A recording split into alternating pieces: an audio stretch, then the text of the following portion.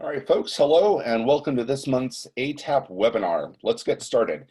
My name is William Uranga. I'm the Director of Talent Acquisition at Spokio, a member of ATAP's Program Council, and the host for your webinar today. For those of you who are new to ATAP or attending your first ATAP event, let me give you a little bit of context. ATAP is the Association of Talent Acquisition Professionals, and it's a global organization. We got started in 2016 and seek to represent interests of talent acquisition, recruiting, and staffing professionals at every level worldwide. ATAP's mission is to develop a body of unified educational, ethical, and measurement standards, advocate on issues that impact those in our profession, and build a community of inspired and informed professionals. ATAP is a membership-driven organization, and we certainly couldn't do it without the following members, including those that have signed up from an individual membership standpoint and corporate members as well, as you can see here. In addition, we also have great sponsors that we appreciate their support, including our platinum sponsors of Greenhouse, Sava, Scout, and our gold sponsors of Cornerstone, Eightfold, Recruitix, and Smart Recruiters. Before we get started, I have a few programming notes to go over here with you. First of all, this session is being recorded and will be made available to all registered ATAP members. In addition to that, you'll also get a copy of the slides in PDF format. If you have noticed on your Zoom application, there's a Q&A button for which you're welcome to send us questions and answers, and we'll have the last 15 minutes of our session set aside so that our moderator and panelists can certainly chat with you and answer those. All right. Great. Let's see here. If you are not a member or need to renew, please join us at www.atapglobal.org and join or renew or even volunteer today. We've got a lot of great committees and opportunities to get involved within the community. All right, so today is Tuesday the 21st, 2020. We have a great topic and wonderful speaker to get to. I'm going to have it moderated by Kevin Grossman, who is both the president of and also the member of the Talent Board. Kevin? Thank you, William, so much, and so glad to be here. Let me share my screen now. It's my turn to do just that. And let's get to present again. Here we go. I didn't break anything. Nice. All right. Welcome, everybody. As William said, I'm Kevin Grossman, president of Talent Board. We're going to talk just for a little bit more about Talent Board in a few. But first, of course, I want to introduce all the great panelists that we have, which we're very excited. And by the way, just wanted to mention that myself and Talent Board, we're founding members of ATAP. So we're really super excited to be on this webinar today and having you all here. First with us today is Tony Cesda, who is the Director of Talent Acquisition at Dent Wizard International. Say hi, Tony. You could say literally. I was muted. Hello. That's all right. That's all right. And then we've also got Brandy Dawson, who is the Talent Acquisition Leader at Valvoline. Hi, Brandy. Hi, everyone. And we've got Carl Kutzmode, who is the SVP of Talent Tech Consulting at Talent Rise. Hi, Carl. Hi, everybody. Excellent. Well, welcome you all. And thanks for everybody for being here. Real quick about Talent Board. For those who aren't familiar, for the past 9+ years, we've been doing candidate experience benchmark research with companies big and small across industries in North America, EMEA, APAC, and now Latin America as well. Our 2020 program is open, so we want to reference the fact that the benchmark program is open through the end of August, possibly beyond that, considering where we're all at today with everything being skewed. And we're going to talk a lot about that today as well. So wanted to give a little shout out to our program. And one of the things I wanted to relate to kind of help set the stage, we're going to have a great conversation today about candidate experience, recruiting, the technology impact. These were, at the end of last year, we asked all the Candy participants, the companies that participated in 2019, what were going to be their priorities for 2020. and beyond in regards to these topics. So candidate experience being top of mind when they answered this, of course, but then you've got employer branding and recruitment marketing and analytics and data management, and then diversity and inclusion. And you can see the kind of the percentages of priority per region here in this chart. There were a lot of other topics that we asked as well, but these were the ones that were the most top of mind for 2020. We're going to do a poll question before we dive into the rest of the panel discussion. So I know, William, you're going to queue this up on the Zoom side. And so everybody, if you can just take 30 seconds or so and answer this question, where are you at in your candidate experience journey today? That would be great if you could all take 30 seconds and choose one of those. Considering an initiative for 2021 or the next 24 months, just started, but is stalled because of COVID-19, implemented in recent years, need to refine or tweak. High priority for leadership, managing investment, ROI against goals, and there or other, or not applicable at this time. So do us a favor and choose that. Let's go another 10, 15 seconds, and then we can show everybody how you all responded.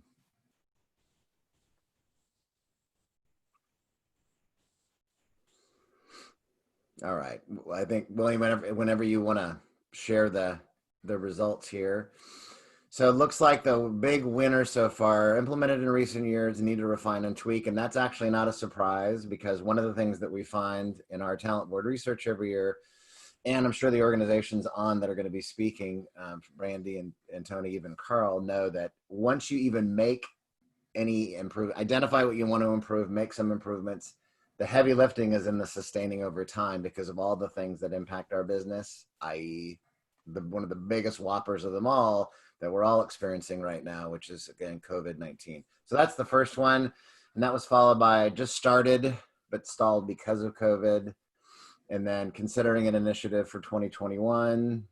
And then priority with leadership, managing investment, et cetera. So that's great. And I think it kind of got people from all over the place. I don't know, panelists, did you want to have any comments about these results? Does that jive with where you're all at as an organization? Yeah, very much. We're in the, continue to implement and refine and tweak. I mean, Kevin, you know me, Kevin, I'm all about the tech. Yes, then that's what we're gonna talk about that too. Brandy, what about you? Did that align with some of these with? Okay. Very much so. Absolutely. Okay. And Carl? Pretty much consistent with what I've seen in clients that we've worked with, and even internally with our parent company. Got it. Excellent. Okay. Well, let's go ahead and we're going to close that and let's move on.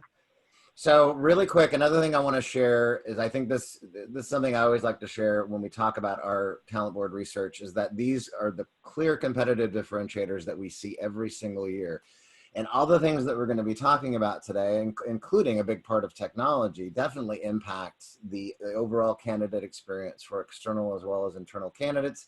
But these differentiators are clear: consistent communication from pre-application to onboarding. Every single year we see that, and regardless of where we're at in the state of the world. And by the way, we've been doing this research at Talent Board for 9 years in a growth market with consistent month after month job growth, and now we're in a completely different world right now, and unprecedented in that we've ever seen, really, in the history of this country, much less the world for now. Consistent communication, then, it's a big one. Setting better expectations with candidates about the recruiting process throughout, from even before they apply, after they apply, what happens if I actually get screened and interviewed, which is always a much smaller tier. Asking for feedback from your candidates at different stages, not just from the new hires. We always see this translates into higher positive ratings. And then giving feedback, especially for final stage candidates that you're not going to pursue any further, giving them a piece of job fit qualification status as to why. We always see that driving higher positive rating. Being just more transparent and accountable, and we're going to talk about this a lot too today, now more than ever, how important that is, and how we respond to our candidates, to our employees today is going to impact our businesses and our brands for years to come, not just months to come. And then ensuring just overall, all these things help to have a higher level of perceived fairness. And at the end of the day, regardless of what's going on in the world, that's really what's one of the key things that we find every year is did they perceive it as being a fair process with your people, your technologies that are involved, your processes that you have internally? If that's perceived as fair, then that's a win. So let's talk about, let's have a panel discussion now. Let's have some questions. So Brandy, let's start with you, if we could, and briefly share what prompted you to focus on improving candidate experience when you started this journey toward the improvement. Just give us kind of that background of what was that tipping point for you all. So I think perhaps similar to some of those that are on the call today, what really prompted us to start focusing on candidate experience was the separation from Ashland. Valvoline had always been a part of Ashland as a parent company. So for us, it really started in early 2017 as a result of that separation. Valvoline had completed that IPO process. So here we were, Kevin, really a 150-year-old brand, yet a brand new publicly traded company standing on our own 2 feet for the first time. And Valvoline's talent acquisition program had historically been supported by the folks at Ashland. So we saw that as an opportune time, not only to focus on it, but really just what were the definitions behind candidate experience, really defining it, much like a startup would. Absolutely. Thank you for sharing that. That's great. Tony, what about you? What about at Dent Wizard? What was that journey? How did that start? Yeah, when I came into Dent Wizard, the automotive industry was new to me. And one thing I learned was turnover was something that we experienced a lot of. And so focusing on that, I wanted to understand what was the experience that our candidates were having when they were applying and they were coming through the process. We also, Dent Wizard, when I first got here 5 years ago, the managers didn't really kind of see talent acquisition as partners in their business. And I think that impacted it. And so once I realized like how low our focus was on what we cared about in the talent acquisition, the recruiting experience with our candidates, I realized, okay, that was something we could focus on. That was where we could kind of move the needle and rather effectively. And so, I looked into different ways to doing it, putting in different technology, different processes, different partnerships with the talent board, with systems like Surveil, and getting those in place so that we could better understand. And, 2 years after we put those in place, we're in a much better place. I mean, so much so that I think we're being sought out by, or at least I am, by other companies and partnerships to kind of talk about how we can mentor and how we can help them get to that same place in a short period of time. Got it. Thank you for sharing that. And Surveil being the survey platform that you use, that Yes. also powers the candies too. Yeah, just one quick follow up on what you said something about initially your leaders did not partner with talent acquisition. What did that mean and how did that change? Yeah, so we had a lot of what we called I got a guys. The manager would call up and say, hey, I got a guy, process their paperwork. It was like, what's the point in having recruiters if all they're ever going to do is just process the initial onboarding or start the initial onboarding? If the managers would go out and 2 weeks later, we'd find out that recruiter's been working on a job, and 2 weeks later, oh, that guy's been here for a week or so. So they would go around us, and they didn't see recruiting as as a valued partner. And with that came poor experience, because no candidate was ever treated the same. No candidate was ever courted along through a process. It was always this manager's process, or how this manager does it. And sometimes there wasn't even really an interview. It was just a handshake. The guy walked in and Sure. he was breathing, so we're going to give him a job. So now, they've seen through, process and technology, adequate tracking systems that we have, like the Surveil system, where we're asking candidates how they're feeling about the process. We ask managers how they feel about the process, and we use that data to better change our process and better change how we're doing things to give consistently better experiences to our candidates, for our managers, for our employees down the line, that we're able now, where managers couldn't even think about going through the recruiting process without having the recruiter as their partner. The recruiters are now an extension of their team. That's great.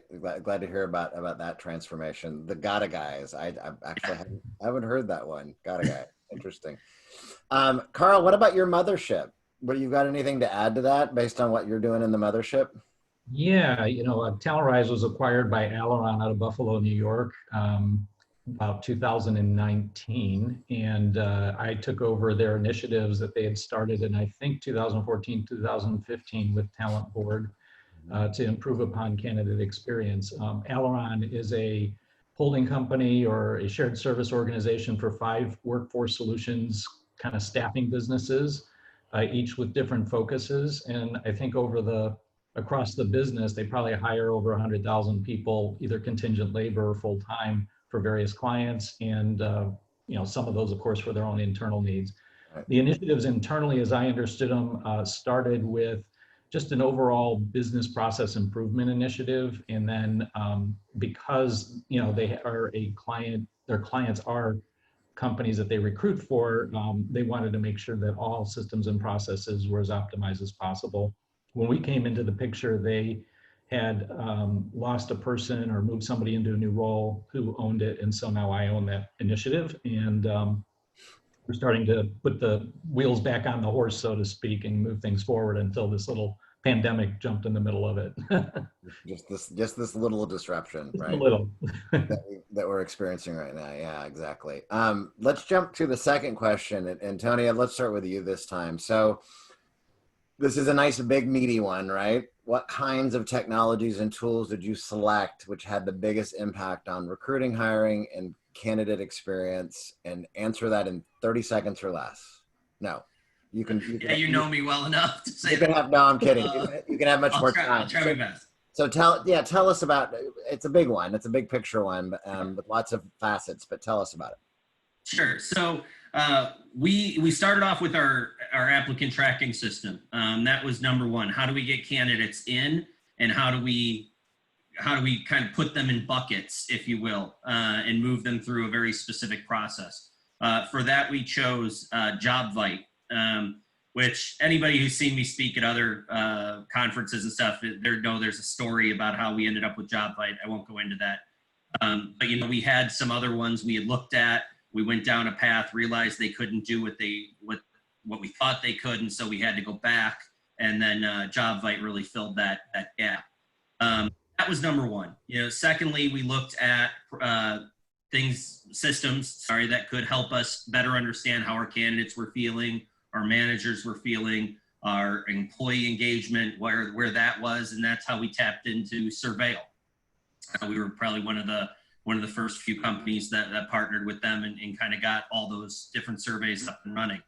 And now, kind of fast forward to today, we're looking at our branding systems. How can we brand better to candidates? How can they have a better experience on places like our website, our job boards, how they can communicate with the managers or the recruiters. So systems like Text Recruit or Canvas, which is what we use, which is also a part of JobVite.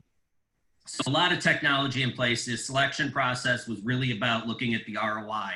What was the benefit for putting it in place? Was there a benefit to the candidates, which was our number one priority, a benefit to our managers, and a benefit then to our team, our recruiting team? And if it was all three, then it was a home run for us. And in all those instances that I've explained, were all benefits to all three of those groups. We partnered with companies that had, I don't want to say external consultants, but we partnered with companies that had internal groups that could help us. So working with the Surveil group, they had a group of individuals internally that could help us better understand how we could use that system. Same with JobVite. So we didn't really go any external consultants, but we really did look for strong partnerships within the groups we were contracting with. All right, thanks for sharing that, Tony. Brandy, what about you and Valvoline? What tell us about the tools and technologies you've been using and how that selection process went? Yeah, very similar to many of the technologies, Tony, that you guys have invested in with Dent Wizard. So it's kind of refreshing to hear there's a lot of consistencies, including, you know, the investment of an applicant tracking system. We chose iCIMS, but in addition to that investment, we saw a ton of value in really just implementing very streamlined processes. We rely on iCIMS and the applicant tracking system for so much data. That data is only good coming out of the system as it is putting into the system. So having that streamlined process right out of the gate was very critical for us. We've invested in a lot of technology in the last, 2 to 3 years since the IPO. For us, we felt like technology was really the only, we had no choice, right? I mean, it was going to be, technology was going to be what gets us over that next hump.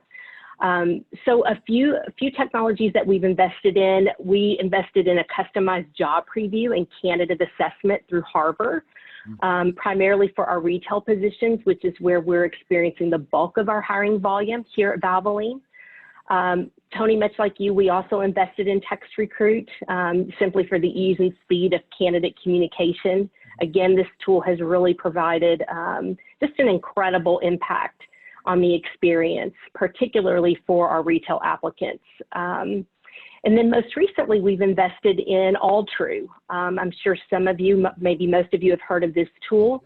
We've been incredibly excited about our investment and the return on investment that we're seeing in a very short amount of time with this tool.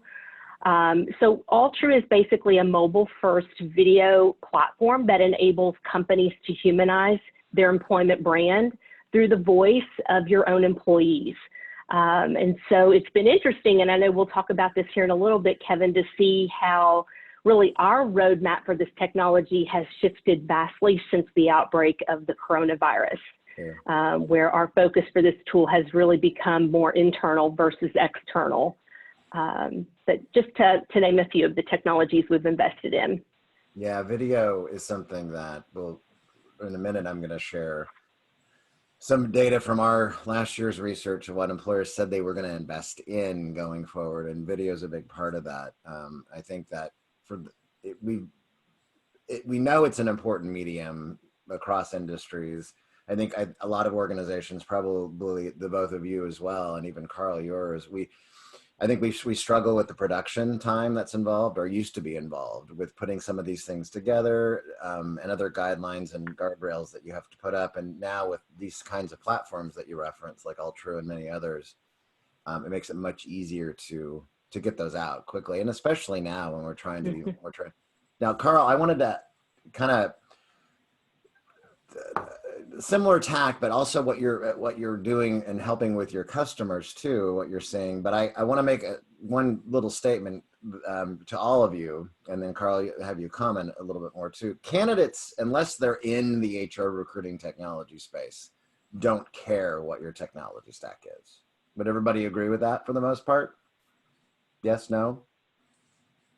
You better say yes. Want it to work. You better say yes. Well, that's what I mean. What they care about, we all know this, internal and external candidates alike, is that, am I being engaged, communicated with, and moved along, and all the things that I outlined in the competitive differentiators, expectation setting, and technology is a big part of that, especially in the front end, right? Because you have 10 candidates that are lined up.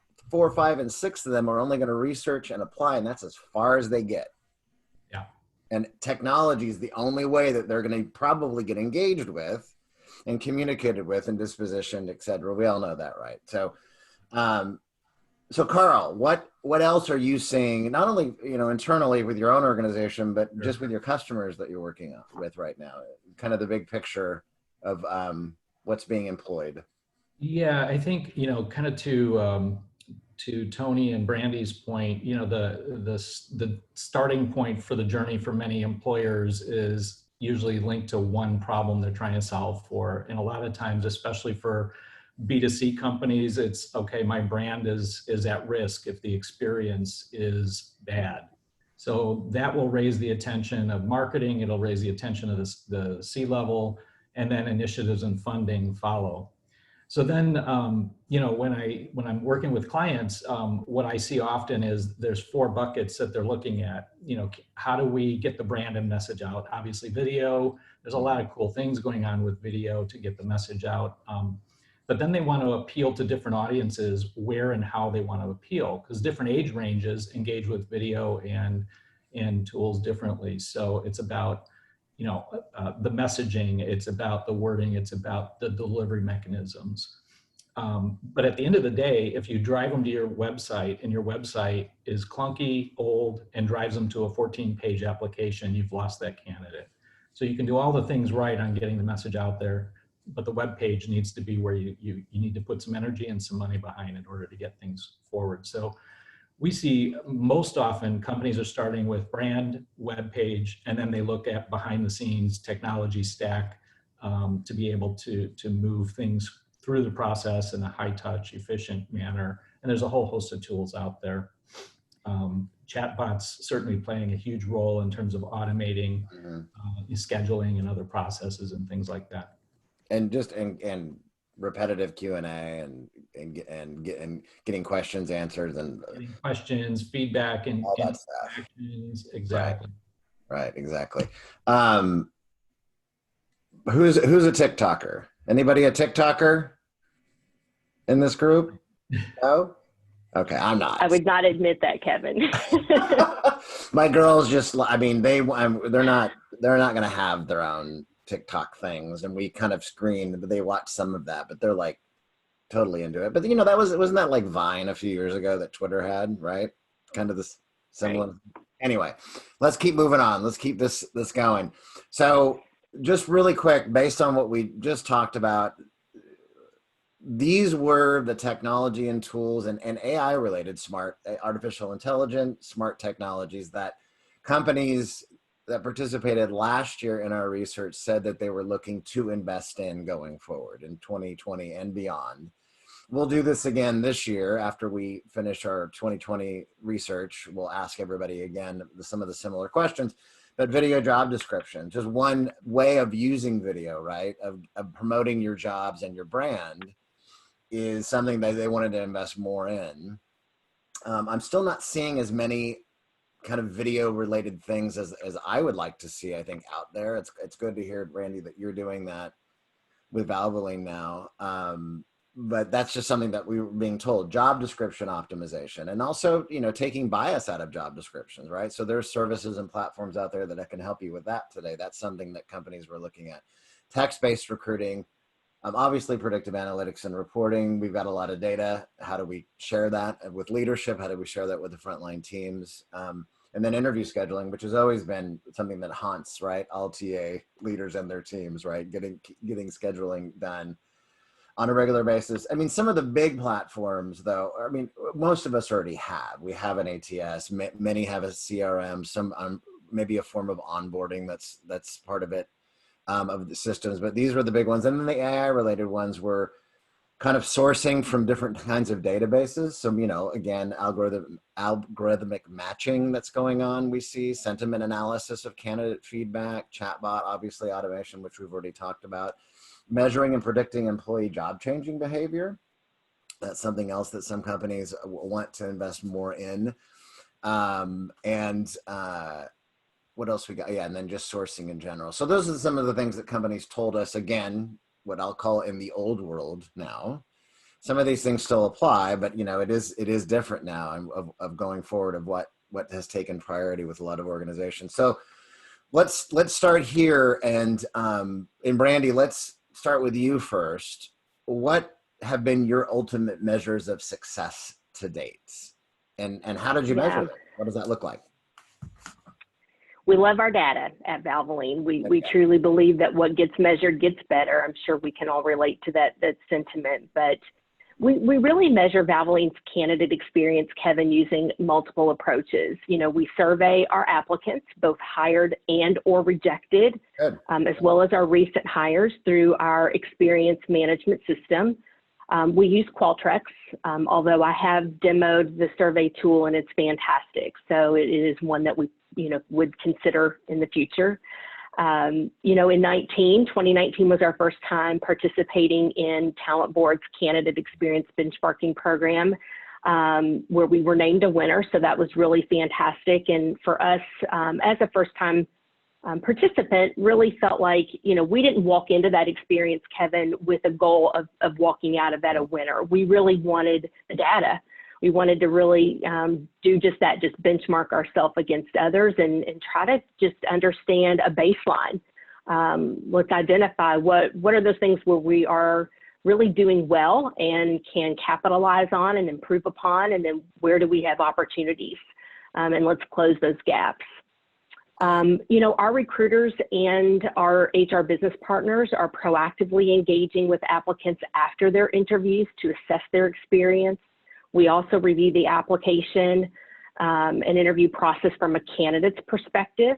So we test our systems as if we were an applicant applying for the first time, and participated in, you know, thought experiments that put us in the shoes of a candidate interviewing for a position with Valvoline. So, you know, as a result of these efforts, we cultivate deeper insights into the applicant experience at Valvoline, regardless how far their journey. And these insights have really allowed us to celebrate the things that we're doing really well and improve upon those opportunities where we're falling short. So with a lot of the surveying that you just talked about that you're currently doing beyond the benchmark research that you participated in, you're measuring internal and net promoter score too then? Yes, we are. Okay, good. Just to be clear with everybody that's listening that may or may not know a little bit about the Candies, yes, both the Tony and Brandy's organizations have won Candy Awards solely based on their survey data. It's not a judged process at all. And it's not the main reason why, you know, we always recommend companies participate in our benchmark research. That's to get the anonymous and confidential data first. But for companies who have higher positive candidate ratings, they do win our awards. Right, Tony? Yes. So tell us, what about you? What about your measures of success? Yeah, so much like, you know, Brandy was just talking about, you know, we look a lot at candidate experience. Interesting fact about Dent Wizard is we were measuring it, like I said, with Surveil for 2 years before we even applied for the Candies. The first time we applied was 2019, the first time we went. But you know, we were really focused on it. It wasn't about, you know, winning was great, but it wasn't about it. And that's why for the first 2 years, I wanted to look at candidate experience data and understand what we could do.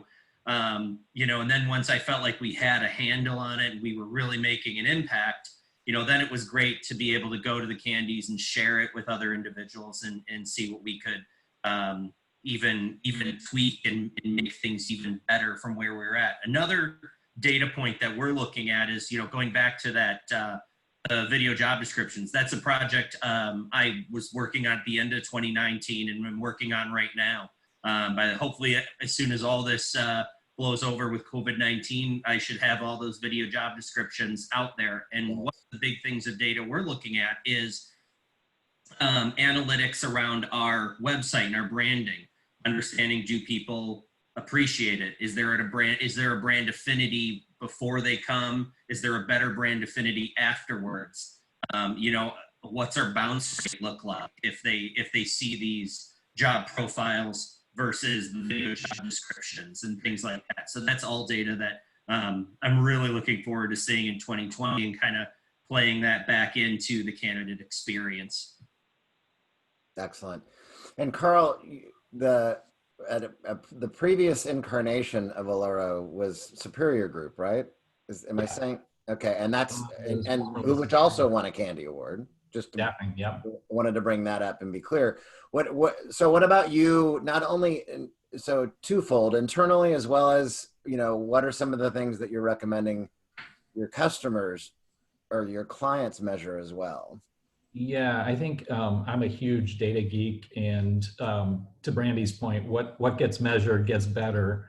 And you know, but when I look at data, I think it's really important that, and I stress with both clients and internally, we've got initiatives going on internally where it's not just what our data and our historical data is about, it's also how does that correlate to other data points and other metrics, and what insights can we glean to improve process or systems. For example, we if you have market talent supply data that you can get from, from like an MZ or Talent Neuron or what have you, and you overlay that with the data that you have in a certain market on fallout rates at your application point, you may find, in the more competitive markets, you have to change your messaging and you have to change other things in your process in order to engage that audience and increase the pull-through rate of the candidate through your process.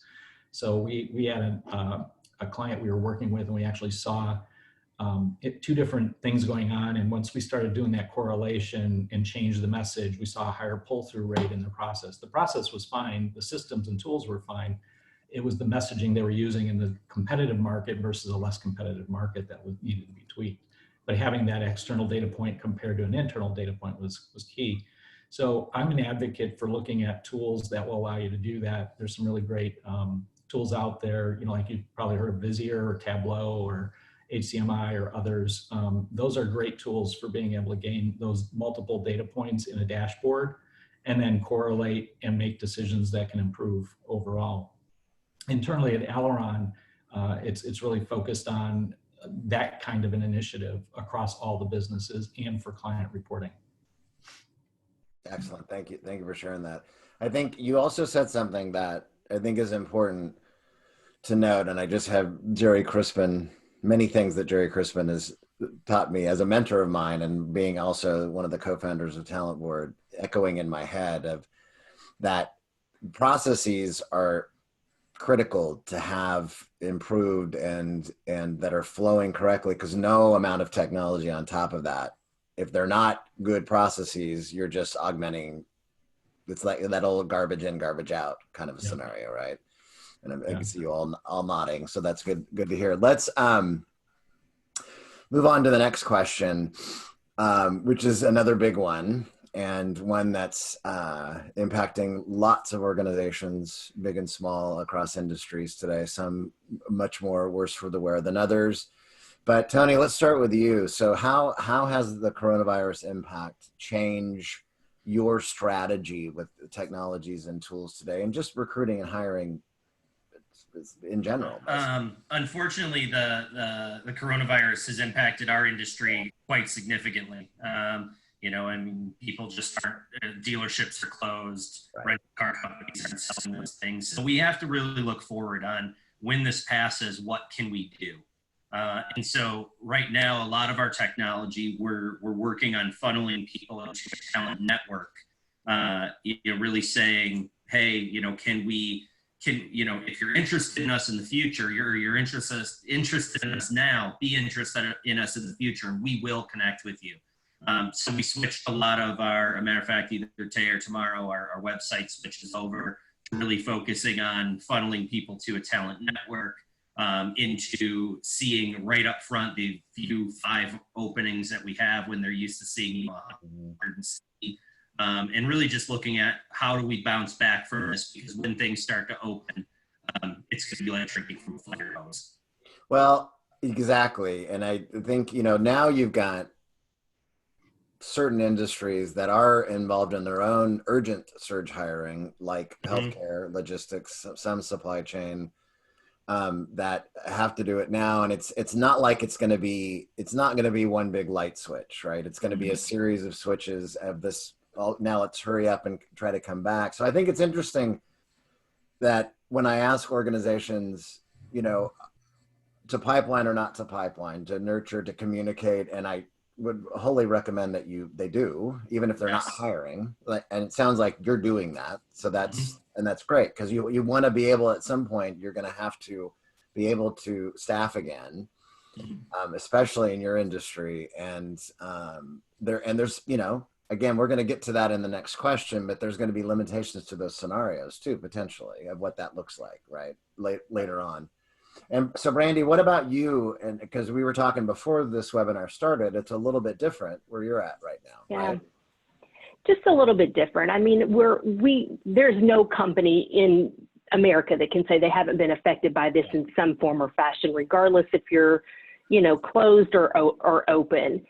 For us, we're seeing some impacts for sure. But our service centers, so our retail side of the business, our service centers have been deemed business essential. So they are still open, but we're not hiring, to scale like we have, in the past and over history. So, while we've been fortunate to secure our team of recruiters and haven't had to lay off or furlough the talent acquisition team, they're taking this opportunity, Kevin, to really focus on, the internal motto that we've been using is, how do we prepare to win? So whether they're taking this time to sharpen a skill set or to support a different side of the business or work on a project that's been on our to-do list for months, if not years, we're getting creative in how we're utilizing particularly the retail recruiters' time right now. But how has it changed, utilization of our strategies and technologies? I promise I'm not getting paid to plug Alltrue, but I have to just call attention to it again, because it has really been super beneficial for us right now. We're still focusing on our external content of this tool, but what's really been really amazing to witness here at Valvoline is so many of us don't work from home day to day. There are a lot of us that do, but so many of us don't. And so to be able to utilize that tool just as another way to communicate aside from, video conferences or email or phone calls, people just respond super differently to video messaging. So we've really tried to leverage this tool in so many creative ways just to pass internal messages, particularly even though we are still hiring at our corporate office, for example, we're having to onboard those folks virtually. So, that's been a really unique experience for them to start day one at home and not really being given an opportunity to meet people that they would normally meet just passing through the hallways of the office. So sharing content of, just generic welcome to Valvoline messages from Valvoline leadership has really improved their onboarding experience here. That's great. And I like how you mentioned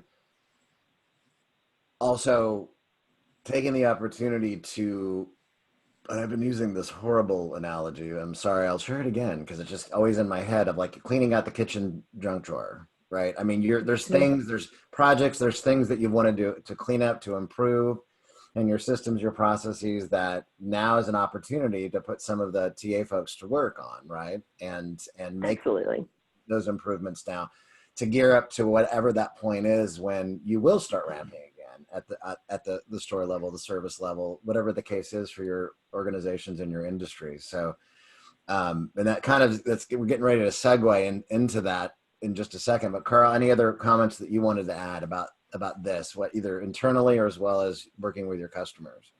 Yeah, I think we're seeing exactly what was said by Tony and Brandy. Either companies are paralyzed and trying to figure it out, or they're adapting to a whole new norm. And in that whole adaptation process, innovation is coming up. They're trying new things.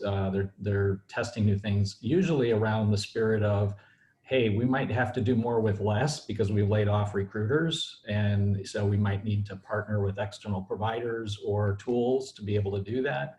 Or we need new tools to engage in a different way because of the 100% virtual world that we're in today.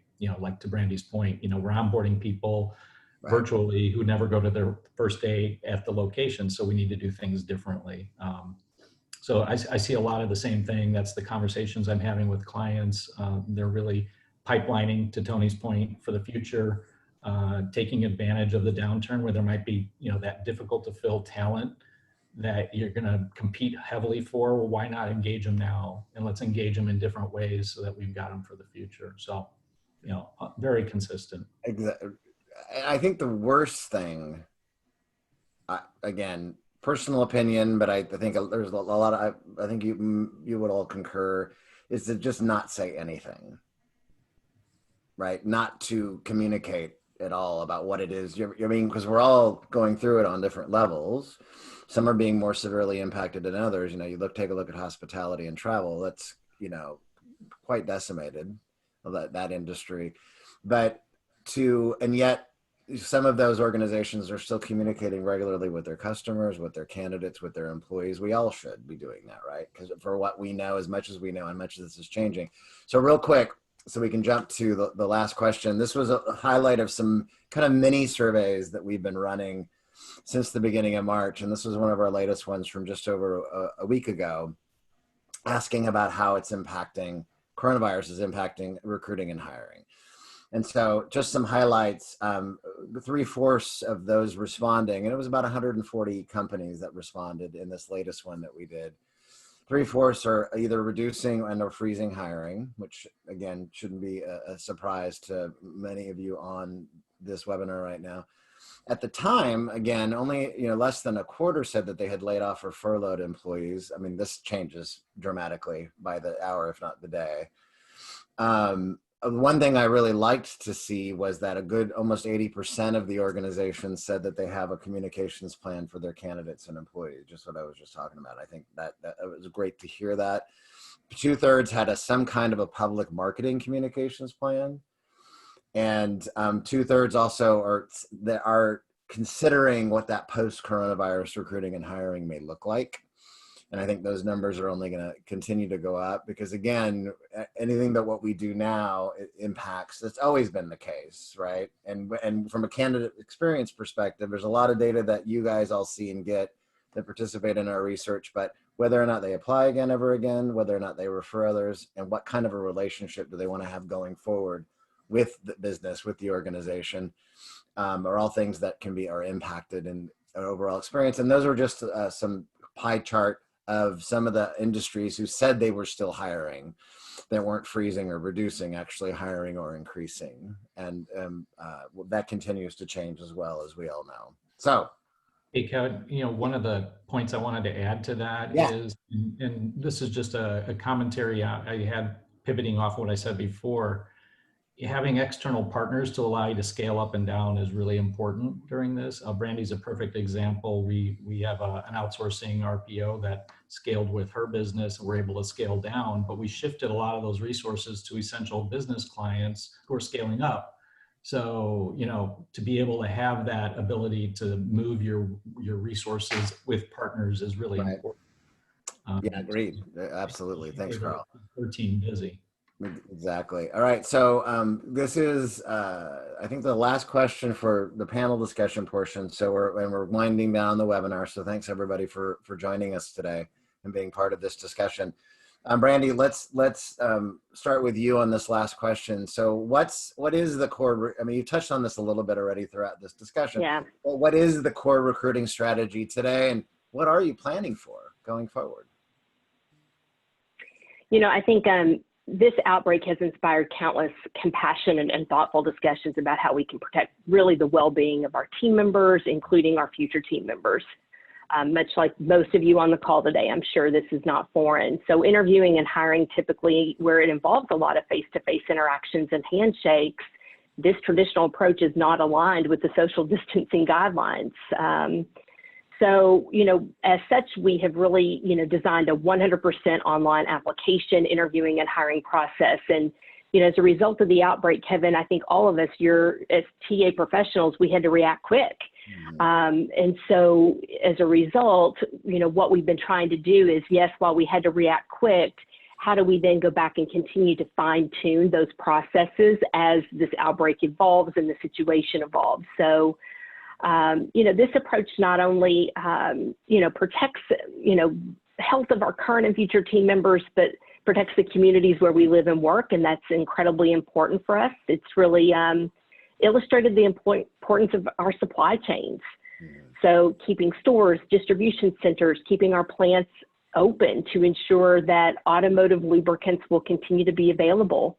Like medical supplies and groceries is very important. So we are continuing to hire and just refining those processes, like I mentioned, as the outbreak kind of evolves. So that's our current strategy and focus today. Yeah, I took an online course recently, and then I'm continuing to learn more about scenario planning. So like strategic planning, like other kinds of planning, we have no modeling for this, right? This is like all new. We don't have any data prior to what we're experiencing now, not really, at least. So you have to plan for different scenarios, right, Tony? I mean, you have to, what happens if, okay, can we start hiring in 3 months? What does that look like if there's distancing involved still? So what are you doing to plan for today and tomorrow? Like you said, it changes by the day, if not the hour. So, for us, we are trying to put different models in place, different plans in place that say, okay, a lot of this is driven by our customers. So, a dealership customer is obviously different than an auction customer is different than a rental channel. So we're looking at how we can better service the customers in those individual channels. Mm-hmm. What does that mean if, social distancing is still around? Can we look at different times? So look at working in different shifts. Right. Bringing a few people to start the process, then the people in the middle, and the people that completed. And then again, just looking at what we can do to pipeline so that when it is a wave of everything coming back online, or kind of towards the end of everything coming back online, when we get through those initial phases, that we can get back into and treat everything. I think a question came up. Somebody said, is like, we were in a candidates market and now we're in a employers market. Well, I think, we'll still treat it, as far as our company, just like it is a candidates market. I'm not taking anything for granted that there's going to be a candidate out there for this specific job. And, treating it like we're going to have to search and we're going to have to find the best candidate and give them the best experience so that we can get them into our, into our organization. I don't want to take for granted and start thinking that, well, people are just looking for a job, they're just going to flood in. It puts us back in the position we were 5 years ago, and I don't want to go there. No, it's good that you have that perspective, because I mean, obviously there are already a lot more people back in the job market now, unfortunately, and but to have that viewpoint, and I'm sure Brandy Beveling feels the same way as well, and Carl, you as well. Anything briefly? We want to make sure we have some time for a couple of questions. But Carl, what do you want to add to this? Yeah, I'll just add that, we've shifted gears. A lot of our clients were asking for outplacement services to help people that were being furloughed or laid off. So we've provided some recommendations and helped them with keep their brand in mind, because even if you're furloughing, offering something to them is really important to give them a positive experience, saying, listen, we don't know how long this is going to take, but we want to get you back. In the meantime, if this helps you get a gig work or something, great. The other thing that we're seeing from planning for post-COVID is, I think the world's going to change. A lot of companies that weren't embracing virtual are going to retain a portion of their workforce virtual. Yeah. So helping the clients understand and working with people to understand that you might be recruiting to a new profile. Mm-hmm. Do your leaders know how to manage in a virtual world? Or are they going to be a command and control leader and actually check in 15 times a day with everybody on their team, because they don't trust that they're getting the job done unless they're sitting inside their office? So those are some of the kind of bigger picture things that we're seeing companies start to plan for, and we're having discussions around. Excellent. Thank you all so much for that great discussion. I'm going to turn things back over to William now. And I think, William, we're gonna do Q&A now, right? Indeed, we've got a few questions here. Appreciate people asking them away here. So let me go ahead and move that a little bit. I know we had one question from somebody that was asking the chat technology, Brandy, that your company uses. Would you mind sharing that? Sure. So we currently use Text Recruit. I know there are a number of software tools out there, but that's currently the one that we're using today. It integrates with our applicant tracking system, so all of the conversation history is logged. It also allows, with that integration, just ease of mass communication, so sending one message to many individuals with the click of one button makes it really simple. Great. Thank you so much. I've also had a question from another member of the audience as to, in general, whether people thought post-COVID-19 would be a employer or a candidate market. Anybody want to prognosticate or predict? I'll take a lead on that one. I look at this as an event that ultimately will be resolved. Unlike a fundamental breakdown in our financial systems like 2008 that lasted 12 years and it took a long recovery. This is more like, I hate to say it, the 9/11 scenario, which within 6 months, people felt more comfortable doing things and getting back to normal. It took the economy about 2.5, 3 years to really start to roll back. But and from a hiring perspective, being that we were on the front line, I think companies started hiring back people after that initial shock of the 9/11. So this is kind of an event-driven kind of scenario. And so I'm optimistic that there'll be a nice little hockey stick rebound in the next 12 to 24 months. Excellent, thanks. And then I also had a question from another audience member asking if there was a particular technology or platform that was most or better suited for hosting virtual career fairs, whether open house or some other format. I've heard a lot of good things about Brazen. Yeah. Brazen does it. DigiMe's got a nice platform. Great People's been offering a free version too, I think. Great People's got one. Yeah. Excellent. And it looks like we have another question here from Mia. Is there an online interviewing system, one that works for video interviews as well to recommend or that you use? There's a lot of them out there, and I think they were at all different price points. Higher Views, one of the ones that were early on. Ribs became Interview Stream. Green Job Interviews. Those are just some of the ones that I've seen companies interview. Modern Montage. It's now Modern and it combines assessments. And then there's Spark Hire, and I mean the list. There's a lot of players that are out there in the space that do. So a lot of, and just if you just search for video interviewing, they will load right up. But those are some of the ones too. If it's okay, Carl and William and everybody, I just wanted to make one little additional comment to what you were saying, Carl, about the hockey stick. Because I think that, and I think everybody would agree with this, is that everybody that's lost their jobs, I mean, the reality is they're not all coming back though. I mean, we may rebound, yes.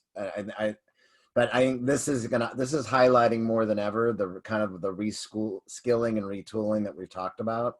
Yeah. A lot of our workforce today, more glaringly, that will have to be a part of this recovery too. That was just my little footnote. So. Great. Good point. Well, everybody, thank you so much for joining us today. Brandy, Tony, Carl, Kevin, thank you for being here with us. Carl, you want to give a plug for this year's events that are happening with the candies?